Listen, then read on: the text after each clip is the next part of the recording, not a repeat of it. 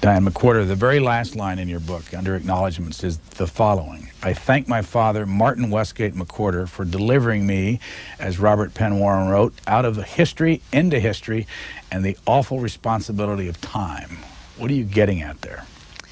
Well, if you can figure out what that quote means, let me know, because I've been pondering it for years. It's the last line from All the King's Men, and which was sort of an inspiration for this book, because as you recall, in that book, the main character is able to tie his own history to characters that he thought had nothing to do with him when he was growing up as this child of privilege. So I would say the emotional impetus for my writing this book was trying to figure out my father, and in trying to figure out his personal history, I was able to figure out real history. Why did you want to do that?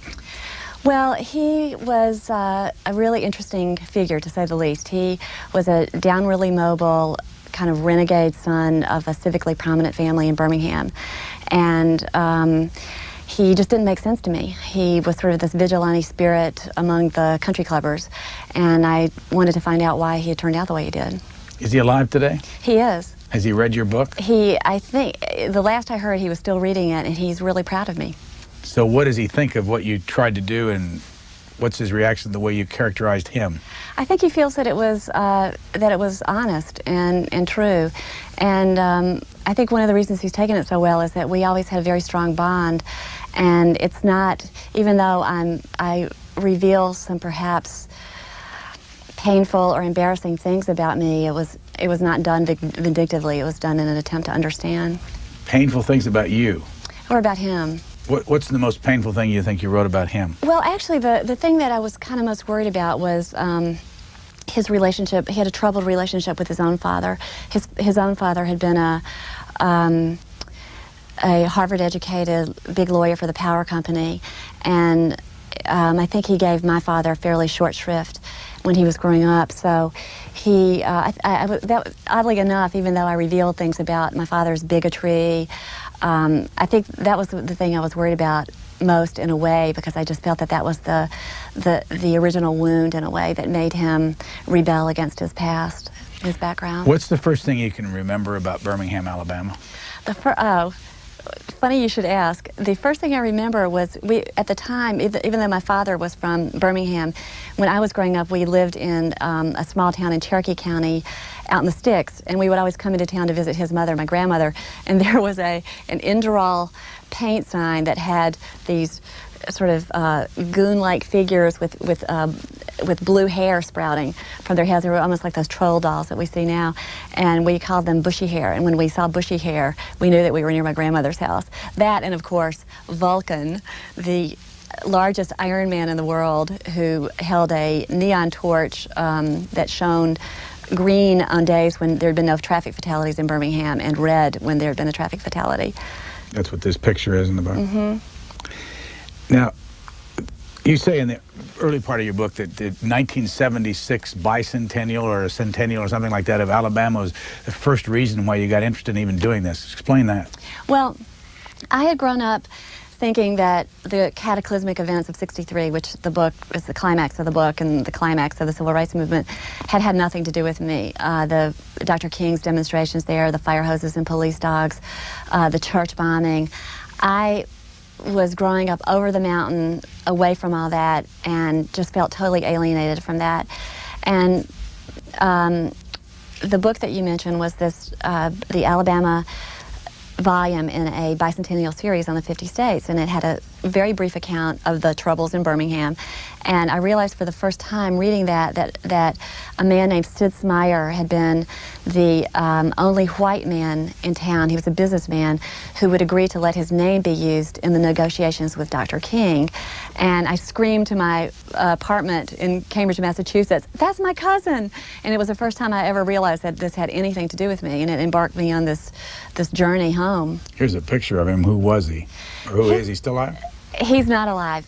He was senile by the time I started doing my research, but I knew his son and grandson quite well. He was a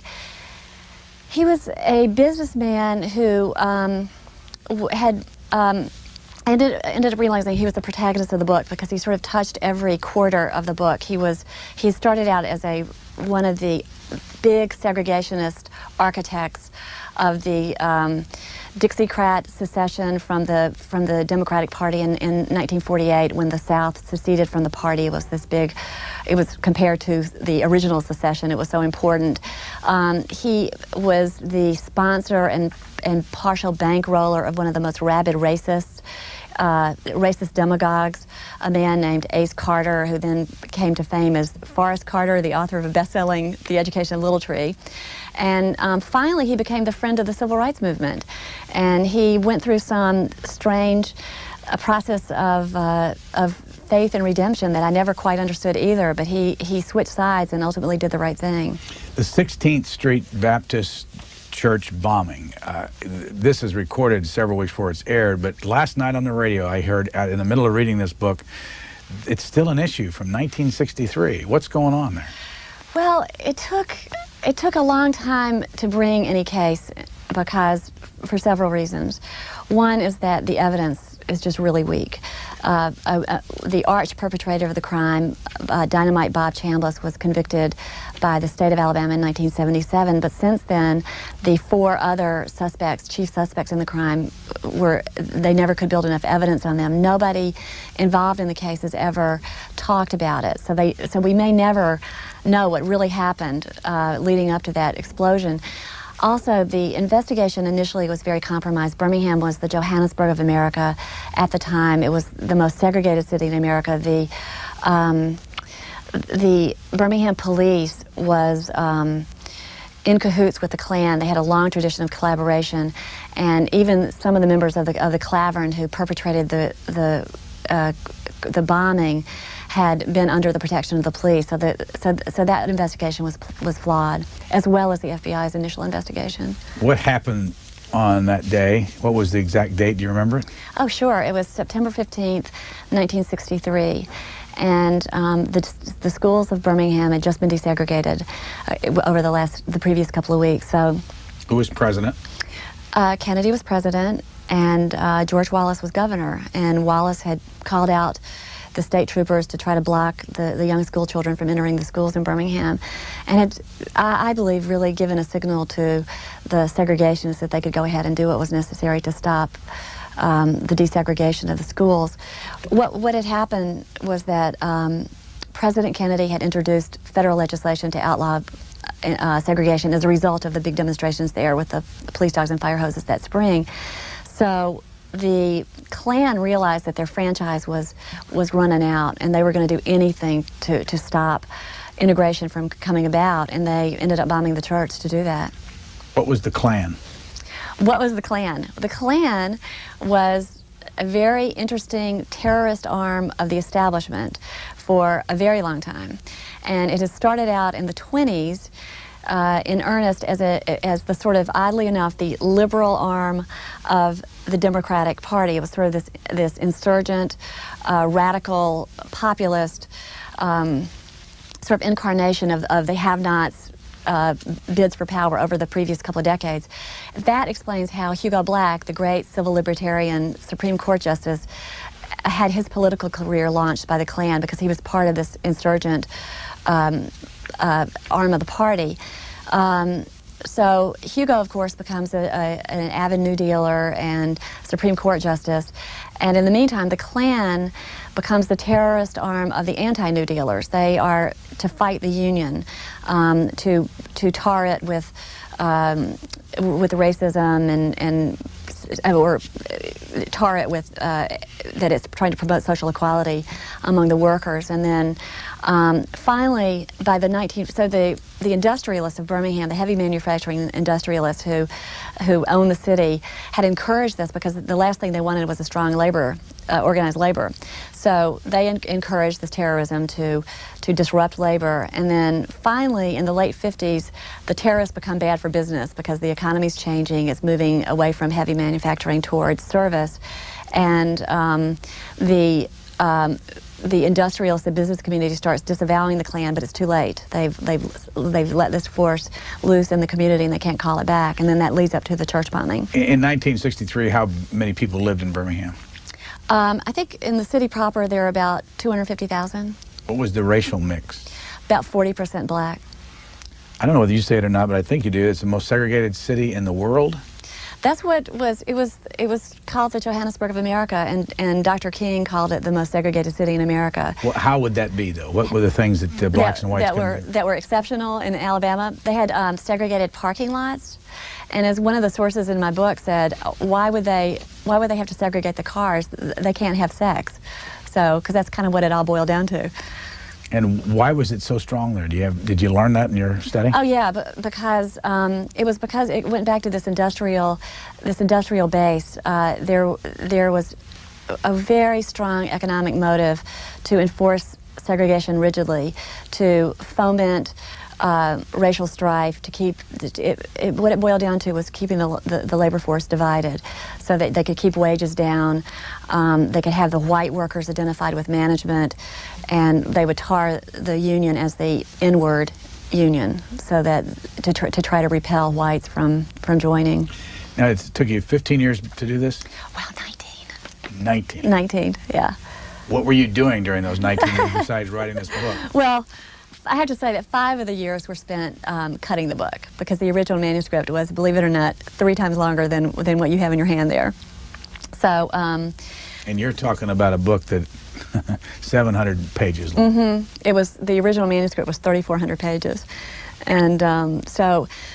You know, I had to go. I cut it. I ruined it. I started over again, and finally, I was able to figure out a way to tell the narrative in a more streamlined fashion. Although all the reviews have called it exhaustive, anyway. And I think, oh no, this is like the Cliff Notes version of it. Where were you living when you did the work on it? I was living in Boston to begin with. That's where I was living when I read this account of Sitzmeier, and I had been working for an alternative weekly there, and eventually was the editor of managing editor of Boston Magazine in Boston. What was the name of the alternative weekly? The Boston Phoenix.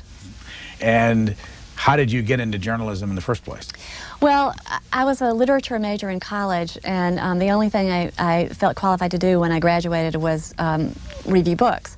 So that's what I started, reviewing books for the Boston Phoenix, and then as a result of that, just sort of moved into feature journalism and taught myself on the job. Where'd you go to college? I went to Wellesley, where my grandmother had gone, so I was destined from birth to go there.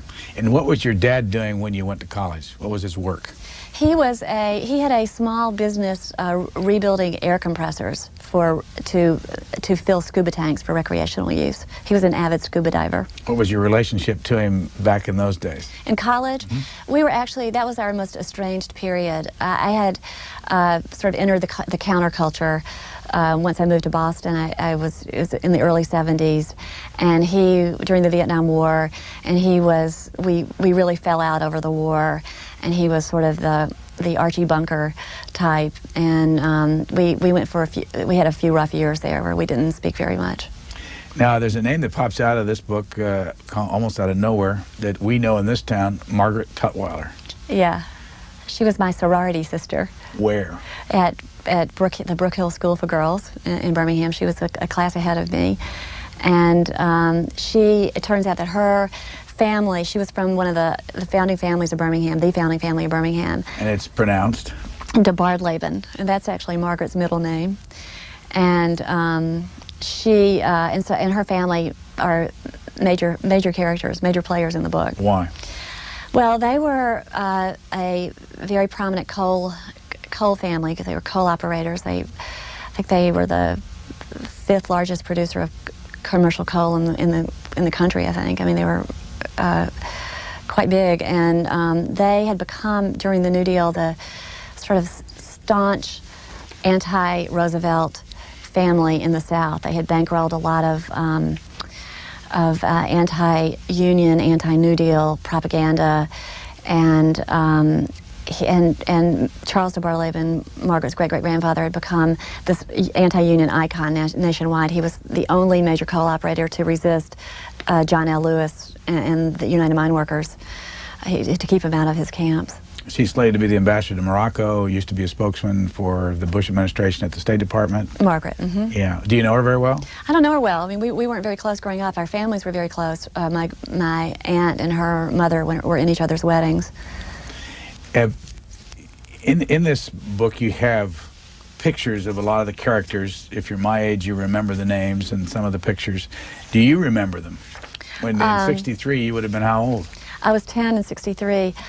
I don't. I didn't. I was totally ignorant of what was going on, and it turns out that I mean, I ended up getting to know them when I interviewed them for the book. This is a picture here of a man named Bull Connor. Who was he? Bull Connor was, most people know him as the cartoon villain of the Civil Rights era. He was the police commissioner of Birmingham, who was the perfect enemy for the Civil Rights movement. He's the one who sicked the dogs and fire hoses on Martin Luther King's child demonstrators in the spring of '63. One of the purposes of the book was try to present the segregationists in full dimensions and try to really explain who they were, why they were, how they came to act seemingly against the values of their Christian culture. And it turned out that Bull Connor had been installed in City Hall in the 1930s by the corporate interests of Birmingham as sort of a sop to the masses, because the industrialists were trying to figure out a way to turn the grassroots against the New Deal. And Bull Connor turned out to be their anti-New Deal mascot. So they put him in City Hall. Who was Fred Shuttlesworth? Fred Shuttlesworth is my hero. He's the hero of the book. He was a very confrontational, militant Baptist preacher who led the civil rights struggle in Birmingham. He was known throughout the civil rights movement as the wild man from Birmingham, because he was sort of crazily courageous. He put himself in harm's way in order to test God, to see if God was going to protect him. His church had been bombed in 1956. The bed he was lying on flew up like a magic carpet, and he came out unscathed. So he really felt that he was anointed to lead the fight, and ended up being a really important figure in the struggle. Where is He he today? He has a church in Cincinnati, Ohio. Did you talk to him about this? Oh, a lot. I'm glad he's still alive to see his story here. What's the most important thing you learned from him as you were talking to him? Well, what I really learned was that how important he was in pushing King into greatness, that if it hadn't been for Shuttlesworth, we probably wouldn't be celebrating a national holiday for Dr. King today. Why is that? King was coming into Birmingham, had been extremely passive and unfocused. There was a sense that he really did not want this to accept this mantle of leadership. Which almost it makes it even seem more that he was this man of destiny. It was Shuttlesworth who kept pushing him. He said, "You've got to get off the lecture circuits. Stop talking to the white people. You've got to lead. You've got to galvanize the people and lead us to the promised land," because he realized that he had the authority to do that. Shuttlesworth was always pushing. He was the vanguard, strategic vanguard of the movement. He was the one who pioneered direct action by disobeying unjust laws as opposed to just passively resisting them. And he was just a major figure who hasn't gotten credit in most accounts of the movement. Who's this man right there with the tie on and the coat open? Gary Thomas Rowe, the kind of boozy-looking guy. That was the reason that the FBI's investigation of the church bombing was flawed. This was the FBI's chief informant inside the most violent clavern in America, the Eastview 13 clavern based in Birmingham. Let me stop you to ask you about what's a clavern. A clavern is like a club, one of the small groups of Klansmen. It's sort of a subset of the state Klan. And Eastview 13's all through your book. What is that? Eastview 13 is the name of this very violent clavern Klan club based in Birmingham. Did you talk to anybody for the book that had been a member of that clan? Oh yeah. Clavern. Oh yeah. Anybody that? How about your family? Were they members? Well, my hands went clammy when I was reading these FBI informants reports, and I came across a man named Loyal McWhorter, and my last name, and I thought, wow, my father, that just sounds just like a name he would make up, because it was kind of mythical and romantic and everything. And so there were a few, I had some tough weeks thinking that might have been my father, but it turned out there was a real loyal McWhorter, and he was probably a country cousin of mine. But I ended up talking to his brother, and Loyal was murdered by his girlfriend while lying in bed, and he, I guess, was such a bad person that the girlfriend got off. Did you ever ask your father point blank, were you a member of the Klan? Oh yeah, absolutely. He never gave me a straight answer. I know he wasn't a member of the Klan, but he never told me what he was doing on those nights when he was out at his, quote, civil rights meetings fighting the civil rights movement. I never quite, there's a verbatim transcript of my interview with him in the epilogue, trying to pin him down, and he just would never quite tell me. Why?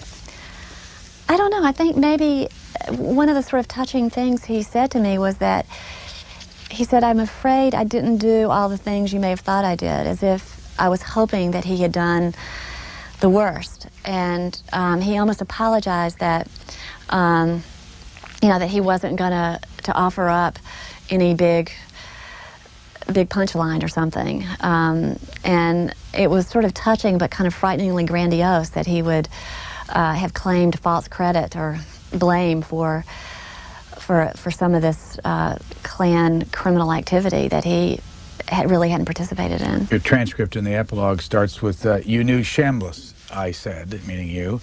"I knew them all," he said. "You knew Gary Thomas Rowe," you questioned him. "I knew them all. So who bombed the church?" you asked.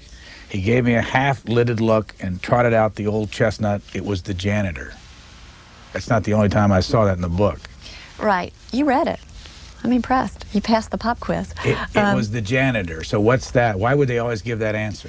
There was a lot of people thought that blacks had bombed their own church in order to get publicity for the movement. That was just a very popular theory among thinking people as well as the sort of nutcases. So the janitor had been called in for questioning by the FBI, and because of that, and I'm not sure whether he was a suspect in their minds or not, but he was questioned by them. So as a result of that, there was this popular theory came down that the janitor had done it. You spent a lot of time in the book telling the story of the bombing itself. Mm-hmm. As you've gone around and talked to people, how many people remember it? The adults remember it. One of the reasons I wrote the book was because I didn't remember it. I don't remember when I found out about it. It was almost as if I'd always known, but President Kennedy was assassinated 2 months later, and of course I remember everything about that. So I know it wasn't just that I was too young for it to register, and I really wondered why it was that something that had happened a couple of miles from my house had not registered on my consciousness at all. Is the church there today? It is. What goes on there? What's still called the 16th Street Baptist Church? Still called the 16th Street Baptist Church. It's across the street now from a really great museum, the Civil Rights Institute, and the church has been restored. A lot of the stained glass was damaged in the bombing. It's looking for an identity. It was even looking for an identity at the time. Ironically, it was the 16th Street was the seat of the black bourgeoisie, and they had been pretty hostile to King. They had made their accommodations with segregation, and kind of didn't want to rock the boat. They had too much to lose. It was the masses who didn't have to risk that much in order to participate in the struggle, and Reverend Shuttlesworth was very unpopular with the black middle class because he was a mass leader, and there was a big division between the black classes and the black masses. The masses were called them asses because they were an embarrassment to the striving elements of the community who had really made great strides and didn't want to risk that. So that was so 16th Street was very much in that tradition, and they had let the movement use the church grudgingly. So September of 1963, mm-hmm. President Kennedy's in office. What else is going on in the world? And has this issue been much in the news? Oh, very much. The Civil Rights Act, what became the Civil Rights Act of '64, was being debated in Congress at the time, and it looked like it might be a losing proposition. There was just, George Wallace had been up screaming about it. The civil wrongs bill or something. What's this picture here in the book? That's that's George Wallace. That happened in the previous June. That's George Wallace standing in the schoolhouse door. He had run for governor on a pledge to halt the desegregation of the schools of Alabama, even if he had to stand in the schoolhouse door. So there he is, facing down the Deputy Attorney General, Nicholas Katzenbach. Mm-hmm. And on that September day, on that Sunday morning, paint the atmosphere. In the church? Yeah. The Sunday school was winding down, and a lot of the kids' Sunday school classes were taking place in the basement. A few girls go into the bathroom to primp. What time is this? This is like 10:15 in the morning, and normally these girls would have gone to a drugstore to get a Coke before the church service, but on this day, the pastor was inaugurating a youth day because he was trying to breathe new life into the congregation, which was so sort of stale and stodgy. So the girls, 3 of the girls were wearing white for their roles as ushers for this youth day, and they were going to be singing in the choir and everything. Denise McNair, Carol Robertson, Addie Mae Collins, and Cynthia Wesley. And they were primping because they wanted to look really nice. They were combing their hair in the mirror, and another one of their Sunday school classmates came into the bathroom and said something like, they need to get back to Sunday school class because those who don't obey the Lord live only half as long. And at 10:22, this bundle of dynamite that had been against the east wall of the church exploded, and it blew out a man-sized hole in the wall of the bathroom, blew the clothes off the girls, stacked them like cordwood under debris, and killed them all. One had been decapitated. Did you talk to any of the fathers and mothers? Mm-hmm. And you tell some stories that they can remember. Tell the stories about going to the morgue and finding the. Well, in one case, and most of that was actually from FBI documents, interviews with witnesses on the scene, because the families have a hard time talking about it. Spike Lee did his movie about it, and they were willing to talk about it, but called 4 Little Girls, about the church bombing. The pastor, when they came upon the girls, he didn't recognize them because he thought they looked like women in their 40s, and he couldn't figure out who they could be because he knew that there had just been kids downstairs. So the owner of a dry cleaner across the street from the church came up, and he looked at the foot of one of the girls, and he said, "Lord, that's Denise," and it was his 11-year-old granddaughter, Denise McNair. And that's Denise, yeah. And so that was the first time the pastor realized that these were children. And I think it was the father of Denise Wesley, of Cynthia Wesley, also recognized her shoe sticking out from the sheet in this makeshift morgue at the hospital. So those were the clothes had been their sort of last thought on earth, and that was what ended up being blown off them in one case, but identifying them. What happened in the aftermath of that? Of the church? Well, the area was sealed off. The white people were more worried about rioting blacks, it seemed, than they were about the victims. The only thing that I was able to find out about I found out from my mother's date book that I had been in a civic production of The Music Man, the musical, and my rehearsal that night was canceled because we were afraid that the black people would be out abroad in the streets hurting white people. So as it turned out, it was 2 more black children who were killed that day, one by a police bullet and one by 2 white teenagers who happened to ride by this paper boy and shot him off the handlebars of his bike. So it was a really tense situation. Martin Luther King came back to town. President Kennedy's emissaries came back to try to keep the peace, and there were high-level meetings at the White House that night to try to figure out how to deal with the situation, whether troops should be sent in, or just how to keep a lid on things. What have you found out about J. Edgar Hoover and all this? J. Edgar Hoover was a pretty bad guy, and he was part of it, I think, stemmed from the fact that he was the totally bureaucratic creature, and it seemed like as if his main goal in life was to protect his bureau from any kind of criticism. So whenever they would come under criticism from somebody, he would try to find a scapegoat, and as it happened in several instances, that scapegoat was Martin Luther King. So he had gone off on this vendetta against him that was so it was so ugly compared with the fact that this Klan informant, Gary Thomas Rowe, whose picture you showed earlier, was being shielded by his bureau, and because they were afraid of that his cover would be blown, they shielded the criminal activity he participated in and his Klan brothers from prosecution for various crimes. So the combination of going after King and then protecting the Klan is one of the ugliest chapters in the history of the Justice Department. Well, what did the FBI do after the bombing?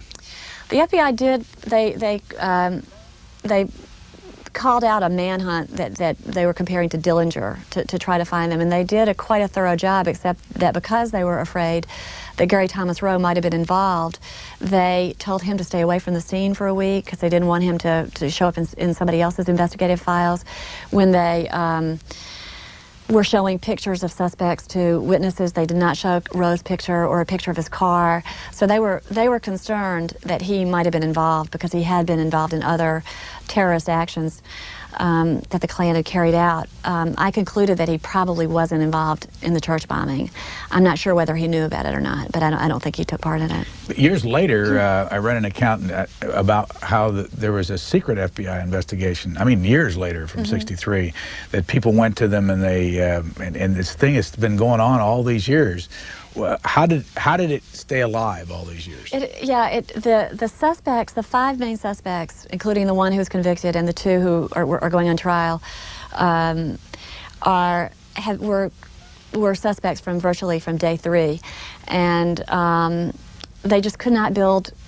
They could not build a case against them. The evidence was, nobody talked. The physical evidence in a bombing is always virtually non-existent because it's blown up. Sometimes there's evidence of a timing device, but rarely. And the investigation went through fallow periods, and then some, eager police chief or attorney general would reactivate it, and then come up against the same problem, which was lack of evidence. And it happens that these 2 suspects, one on trial probably as this airs, and one going on trial if they deem him mentally competent. Most of the evidence against them is self-incriminating statements they make to third parties. There's really no new evidence about the crime itself. In the epilogue of your book, again, you talk a lot about your dad. Where's your dad live now? He lives outside Birmingham, and he's virtually retired. And is your mom alive? Now he's not married to her any longer. Correct. You said that he's had different ways that he's lived his life. You talk about it. Does he live in a trailer now? He doesn't live in a trailer now. He did. One of the most humiliating moments of my youth was when I found out that my father was thinking about moving us to a trailer. Now I was going to this private girls' school that my grandmother had founded, and was this sort of star student and doing everything right, and then my father is thinking about moving us to a trailer, and I just remember thinking, I can never live this down. We didn't move to a trailer, but eventually in the 1970s, he lived in a trailer for a while, got it out of his system, didn't stay too long. Why did he want to do that? I mean, what was the motive? I think it was, he grew up in this big house on a hill, big mansion, as my daughters call it, and I think he wanted to get as far away from there as he could, and a trailer seemed to fit the bill. When you were growing up, how did he talk about blacks, or both your mother and father, about blacks in the home, and how long were they married when you were growing up? They divorced when I was out of college, so they were together during my entire childhood. We were taught, polite children were taught, you never use the N-word. I mean, it just was not a nice thing to say. My father did use the N-word, and I think that was, I think I sort of rejected his politics almost on class grounds before I did on moral grounds, because I just found this so offensive that for our social class to use this word. This is what sort of lower class whites used. I found out much later that, guess what, the grown-ups did use that word, just as they swore, you know, but they didn't do it around us. So my mother was from Mississippi, so she wasn't really tied into Birmingham society at all, and she's just a really nice person who would never be cruel to anybody, and that she sort of lived that ethic, whether it was to a white person or a black person, but she didn't have any take any political stance on the race issue. Did you have brothers and sisters? I had 2 brothers. Where are they today? One's in Birmingham, and I think he was thinking about changing his name when my book came out, but I think they're all happy now, and it's not as big a bombshell as they feared. And my younger brother's in Macon, Georgia. What were they afraid of?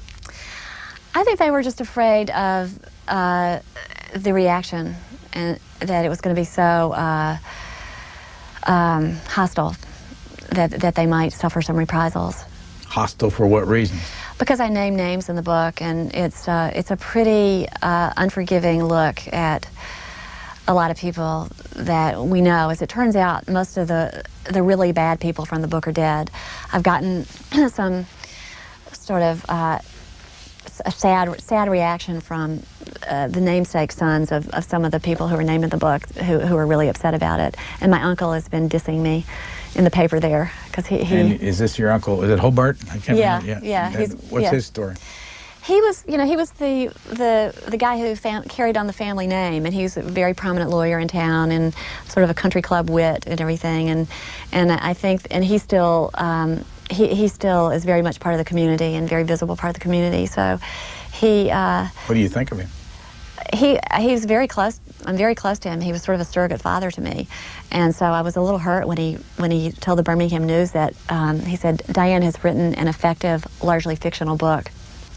So did they ask him what he thought was fictional? No, they didn't, as a matter of fact, and I was a little upset with the Birmingham News about that too. Was he a Klansman? Oh no! Oh no! He would never. That would be totally beyond the pale for somebody like him. So what doesn't he like about it? I mean, is that you talk about the Mountain Brook Club, yeah, and the Birmingham Country Club. Explain what that's all about. Well, the book opens on the day of the church bombing at the Mountain Brook Club, which was sort of the sanctum sanctorum of the Birmingham elite, and that's what my family was a member of. Not my father, but my grandfather had been one of the charter members, and my uncle is one of the mainstays of the club. So I think that he was really upset about what I said about the club. That's what he was really upset about. Where is the club? It's in this beautiful piney valley in Mountain Brook, which is this suburb that was called Over the Mountain, because there's this kind of barrier between the gritty city and this beautiful suburb. It's really one of the most beautiful places in the world. And the club was just this bucolic, plantation-style place where the big mules went, that's what the big industrialists were called, and just had their cocktails. And so what was wrong with that? For me? Yeah. I loved it there. What's wrong with it now, though? I mean, what do you? Oh, I don't know why he was so offended about what I wrote about it. I think I said that the Mountain Brook Club members sort of disdained the Birmingham Country Club members, and I said that it was the difference between the two clubs was the difference between Kiwanis, which ran the city, and Rotary, which owned it. And I don't know what problem he has with that, but it seems to be true to me. But you did describe the fact that the clubs had black waiters. Mm-hmm. What was their relationship with the members, and what happened in the Mountain Brook Club the day of the bombing? Well, the Mountain Brook Club waiters were, it was the sort of classic paternalistic members of the family relationship, and they got a lot of perks, free legal advice. My uncle freely gave of legal advice to club waiters, and also the African American family that worked for our family and for his family growing up. So it was sort of it was the classic genteel relationship that enabled segregationists to feel okay about it, because they had genuine relationships with black people, and also they had relationships that were civil and kind. So that was a way that they were able to overlook the systematic brutality of the system itself. So if you went to the Mountain Brook Club today, what would you see compared to what you would see in 1963? Well, you know, I went there when I was down there, and people couldn't believe that I showed my face in there, but I did. You would see... How long did you stay, by the way? Oh, I stayed for a few hours, but it was a bingo night, which meant there were a lot of young families there, so they were either people who didn't know me or wouldn't have cared about the book. But the waiters were glad to see me. Did you do this after or before you wrote the book? Well, I would go back there usually every time I went home while I was writing the book. But no, when the book came out and I was on my book tour down there, I went down there to pay a visit.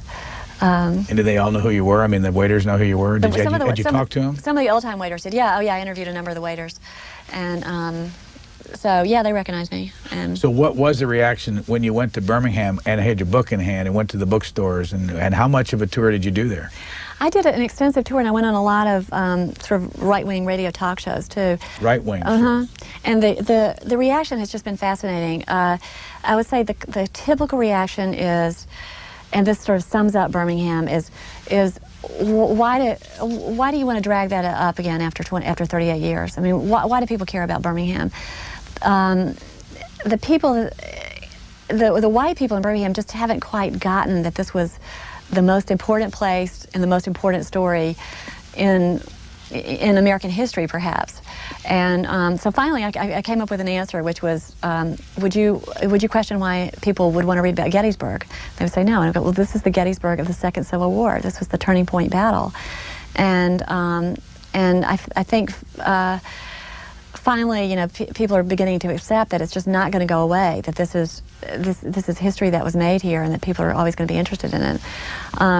The other reaction I've gotten was just has been shock that all this went on. I mean, tracing all the sources of the system back to the New Deal and the labor movement and the anti-labor resistance and stuff was, I think, has just been a big shock to a lot of people. In the acknowledgments, you say, my family, Richard Rosen and Lucy and Isabel McWhorter Rosen, were my boon companions on this journey and made my life complete. My in-laws and big supporters, Saul and Carrie Rosen. Your husband, what's he do? He is a writer of mystery novels and nonfiction, and has also worked in television. And where do all the Rosens live? The Rosens are in Chicago. And your family, where do you live now? Manhattan Island, New York. And besides writing this book, what do you do on a full-time basis? Well, I did write, I hate to say it, but I wrote this book on a full-time basis, but I raised my two daughters. I also write for the op-ed page of USA Today. I've written for the New York Times for years. And, you know, I've occasionally done journalism while I'm doing this, but this really kept me busy. How old are your daughters? They are almost 12. Lucy's almost 12, and Isabel is 9. And what do they think of all this? Well, of course, my elder daughter just calls me a loser and a crackhead and whatever is the popular expression now of contempt. And my younger daughter, I think, thinks that people are going to recognize me on the street now. So they kind of took the two extreme positions. Now, do they have any relationship with your father or your mother? Oh, yeah. Yeah. And has all this come up? Did it ever come up at the, family get-togethers? Not really. I mean, they sort of, they've been kind of fascinated with my father too. They haven't been able to quite figure him out because he's not the typical grandfather. So I'm not sure they really know exactly what's in here yet. You went with your father, I get the right page here, to play, is it Velma's? Mm-hmm, Velma's. And you have this in your epilogue again, some transcript. What happened at Velma's? Well, Velma's was the beer joint that my father would repair to after work for many years. And so in the course of doing research, I found that one of the benefits of doing research with him was that I really reestablished a relationship with him, because I had this sort of ulterior reason to expose myself to stuff about him that may have once been painful. So I accompanied him to his beer joint, Velma's, and just listened to the guys talk about, use the N-word and talk about, Yankees and, you know, the same old stuff. There's a little exchange here. He says, somebody says, you're writing a book about Birmingham. One man said, well, tell them it's about what it's about, Papa said to you. It's mostly about 1963, you said. And then your father said it's about the nigger movement. And what did you do when he said that? Probably, you mean, did I correct him or anything? Yeah, when you go back there and he talks that way, do you correct him? I did for a long time. I did during my 20s. I spent my 20s trying to change him. And then I guess I spent my 30s and some of my 40s trying to understand him. So I kind of retired from, by then I had definitely retired from the role of trying to reform him. I just decided it wasn't my job or my mission. In the next paragraph, you say, for the next hour at Velma's, I was treated to comments like, quote, you know, as far as I'm concerned, you can take all the niggers and put them all in a boat and ship them all back to Africa. And you know what? You can send all the Jews right after them. Now, I think niggers are all right. I think everybody should own 1 or 2 or 3 of them. Now, people in that beer joint said that to you. What did they were talking to each other, and you know, they were just kind of. Did they know that you were writing a book? Oh yeah. And I think I may have been even taking notes while they were writing. I think that was one of the ways I was able to be present in that I knew that I was not part of it, really. Can you figure out why people want to talk that way today? These people were people who are socioeconomically marginal, and they socioeconomically marginal. They were on the edge. On the edge, and this is what makes them feel good, and that's why the Klansmen were the sort of dregs of the society, because they were the most threatened by integration, because their jobs might they might lose jobs to black people if they weren't systematically discriminated against, and also because it was their way of feeling important, that they were better than somebody. I think it's called the narcissism of small differences. You know, that the closer you are together, the more you make of these tiny differences. Now, you say that your family has a connection to a man named Robert Welch. Oh, yeah. Robert Welch was the founder of the John Birch Society, and he, as it turned out, was my grandfather's roommate at Harvard Law School, and he introduced my grandfather and my grandmother to each other. What is the John Birch Society, well, the John Birch Society was this super conservative, anti-communist organization, which was supposedly an educational organization to alert people to the communist menace around the corner about to take over America.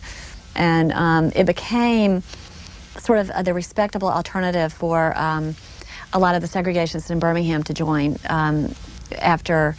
You know, they certainly wouldn't be in the Klan, and so if they wanted to organize, they would often be part of the John Birch Society, because that was socially acceptable.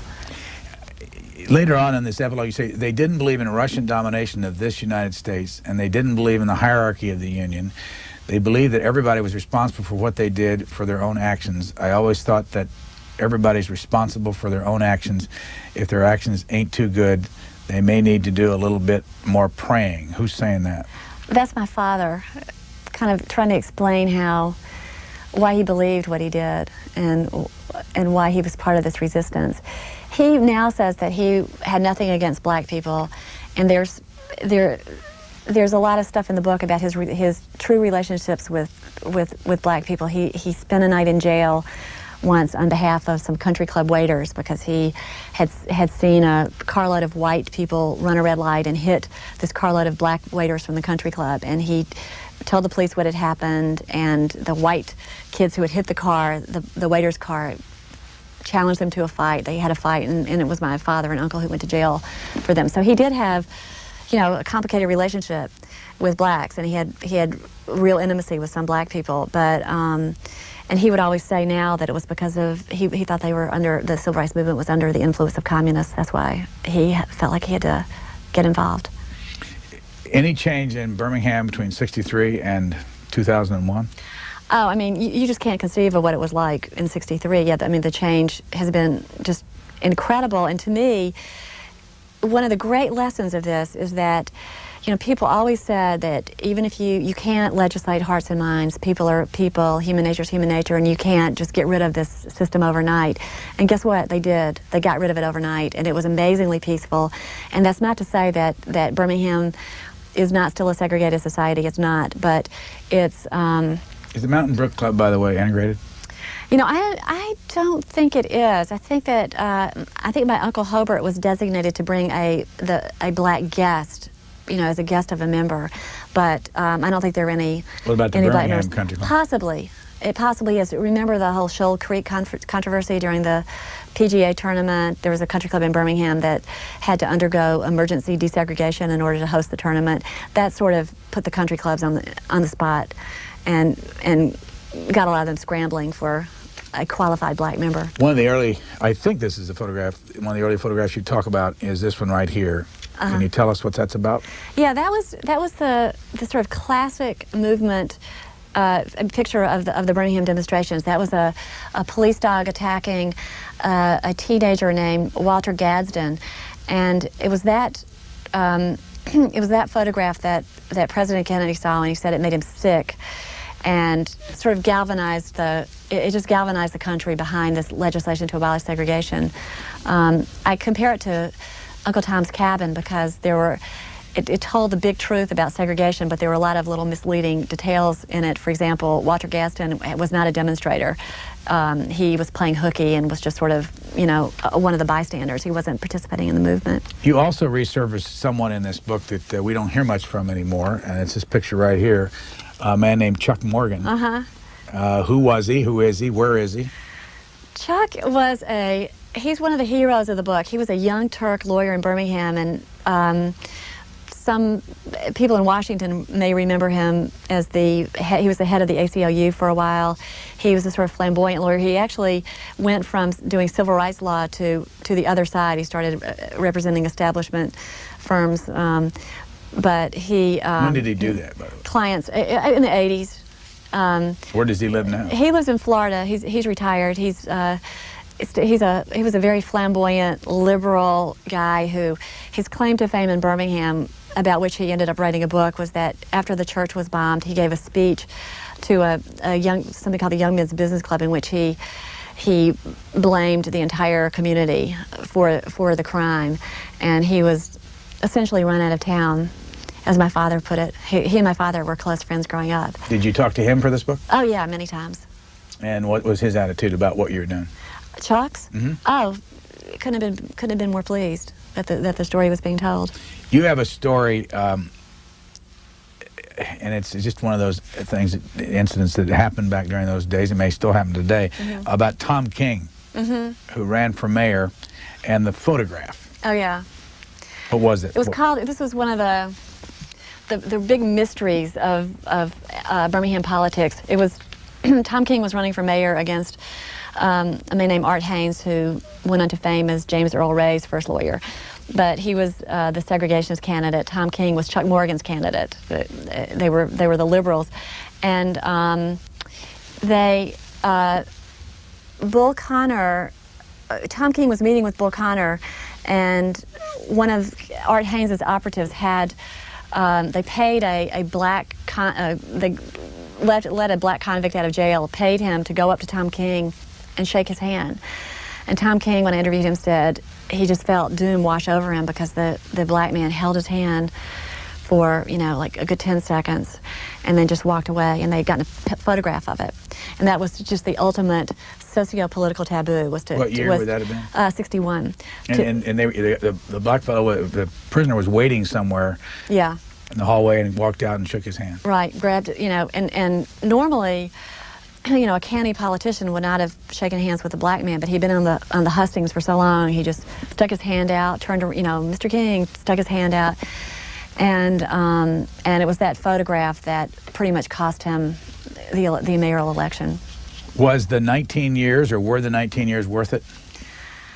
You know, I've been amazed at how quickly I went from, oh my gosh, she's so pathetic, she can't finish a book in 19 years, to great achievement. Wow, great achievement. So, yeah, this has all been worth it, I have to say. In the reviews and in your time out on the book tour. What's the best they've said about you and what's the worst they've said about you?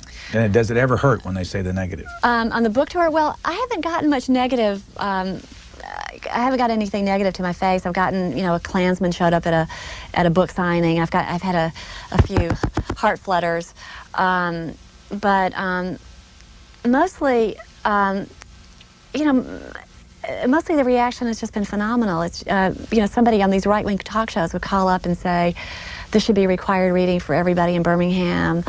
And that was a white suburban matron called to say that, and then the next caller was a black person who said, "Oh, I know so many people in the book, and I, this is just an amazing, account of this sort of hidden history."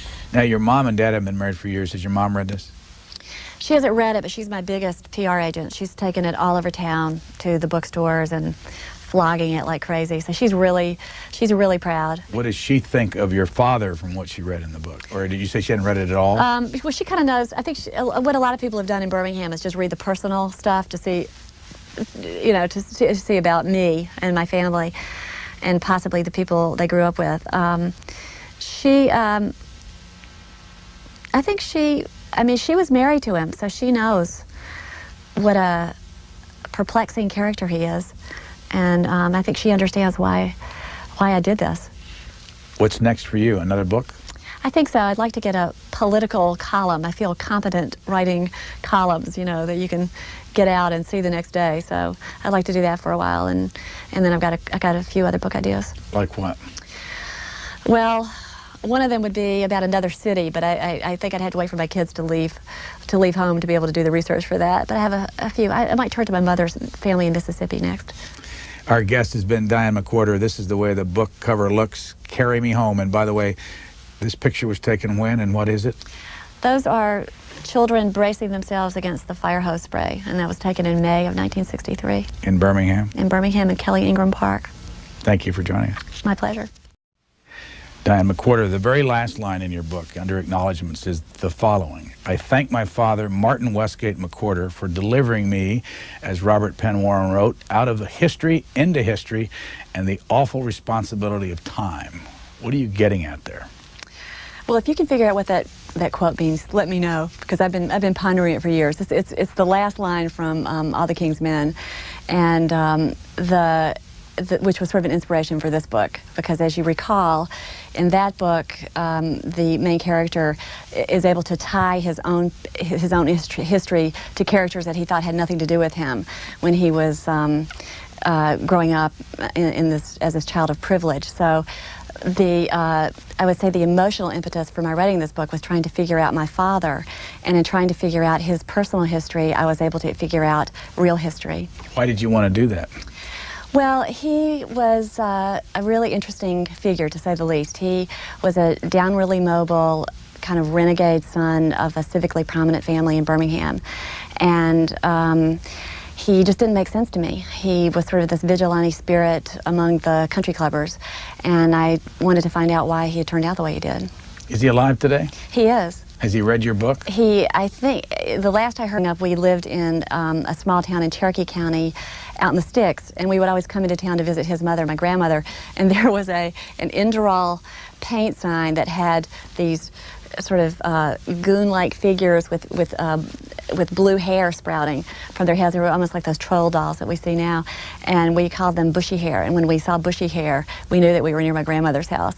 That, and of course, Vulcan, the largest Iron Man in the world, who held a neon torch that shone green on days when there had been no traffic fatalities in Birmingham, and red when there had been a traffic fatality.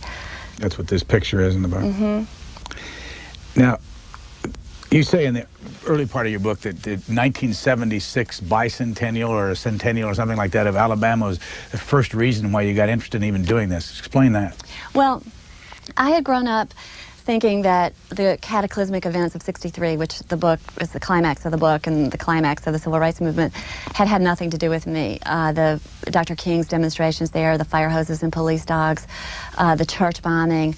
I was growing up over the mountain, away from all that, and just felt totally alienated from that. And the book that you mentioned was this, the Alabama volume in a bicentennial series on the 50 states, and it had a very brief account of the troubles in Birmingham.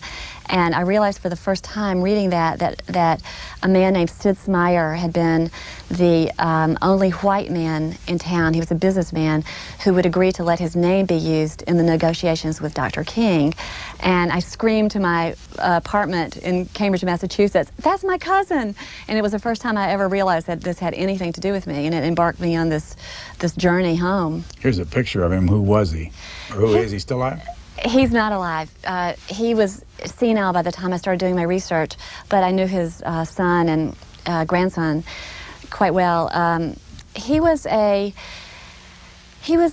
businessman who had ended up realizing he was the protagonist of the book because he sort of touched every quarter of the book. He started out as one of the big segregationist architects of the Dixiecrat secession from the Democratic Party in 1948, when the South seceded from the party. It was this big, it was compared to the original secession. It was so important. He was the sponsor and partial bankroller of one of the most rabid racist demagogues. He was still reading it, and he's really proud of me.